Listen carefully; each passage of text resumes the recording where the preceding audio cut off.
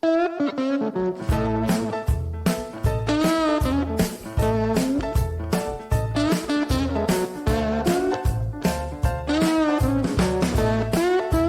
everybody. I'm Harley Carnes, and this is Harley on the Headlines. We're going to talk a little bit about the news media because that's where I spent so much of my life, and it's the source of so much heartbreak, at least with me and some others. What's up with the Associated Press lately? The answer is puzzling, but it shines a light on what's happened to journalism in this country. It now lives on the left. What you get from AP comes filtered through a left-leaning lens. That is sad because it either wasn't always like this or the lens was so light, the bias was very hard to detect. If you go to the AP's website, it says an independent global news organization dedicated to factual reporting. Founded in 1846, AP today remains the most trusted source of fast, accurate, unbiased news in all formats and the essential provider of the technology and services vital to the news business. Now, by and large, I would say to you that that is true. Here, however, as Paul Harvey used to say, is the rest of that story. AP is a not-for-profit, a cooperative. This is how it works. It has 235 news bureaus in 94 countries. It gets its news information not only from its own work, but from the many, quote, members that actually do the work. It both produces news product on its own and collects news stories from its many, many radio and TV member stations and from newspapers and magazines. I have fed stories from time to time, years ago, to the AP, and they were glad to toss a few shekels my way for doing that because I was either the only one or one of a handful of reporters covering that particular local story in a town that AP didn't directly serve. That's how it gets so many of the stories that there are. If you have ever wondered why you hear news stories that sound almost word for word the same on one radio station or TV newscast after another, or if the stories in your local paper read almost verbatim like the one in another, even bigger paper, well, it's because they got it from the AP. ABC, NBC, CBS, all give you regurgitated AP news because no news organization has reporters everywhere, in every place where things happen. We all depend on the Associated Press. Once upon a time, you could trust what you heard, saw, or read. These days, bring a salt shaker. Now, here's a today example. In one story, Charlie Kirk is referred to as a far-right conservative political activist. Why far-right? Because he was Christian. Now, that is at least inaccurate and unfair. You're not far-right because you're a Christian. Christian is the Catholic Church. It's Baptists, Methodists, Lutherans, Episcopalian, Church of Christ, Nazarenes, or unaffiliated, like me. It is most Americans. It's George Washington, Thomas Jefferson, John Adams. It's Abraham Lincoln. The far right is KKK, skinheads, John Birch Society.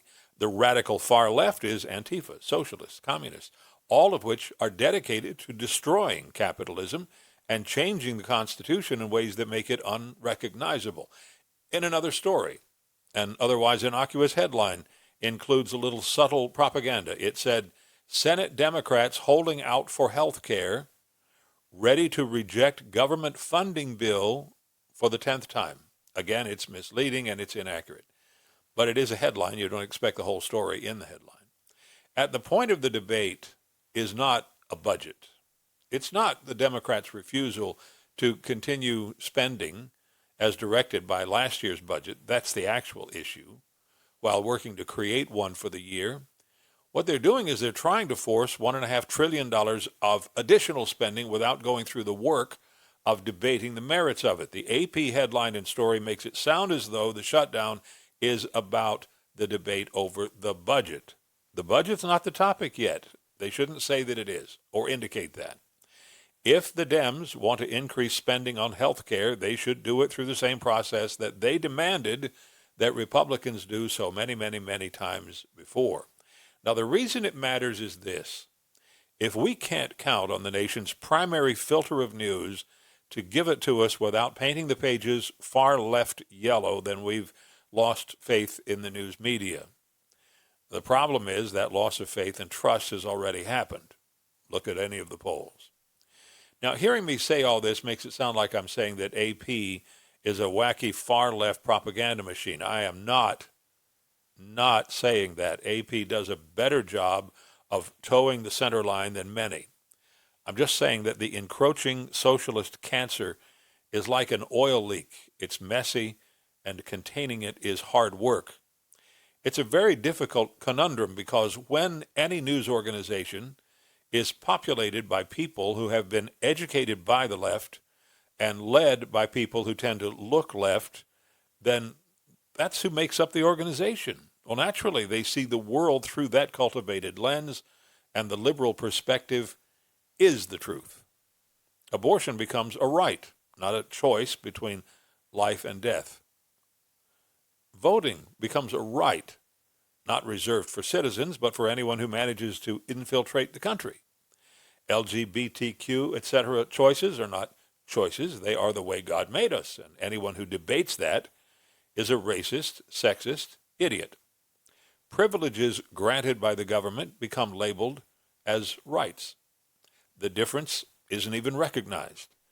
The idea that opposing ideas should have equal gravity and validity in a discussion becomes ludicrous. That's why the left thinks of Charlie Kirk as far right, because that's what he stood for. Equal gravity and validity on both sides of the discussion. I'm just saying you need to be vigilant and discerning when you consume information. It can go both ways. Some folks who live on the right could see a video created by AI that makes AOC or Pelosi or Schumer or Bernie say or do almost anything. They might believe it because they want to, because from their perspective, that sure sounds like truth. The sway of propaganda in America today, though, is obviously vastly from the left, and it is not by accident. It is by design. You can read the step-by-step plan for the reshaping of America written decades ago by people who were, and still are, this country's declared enemies.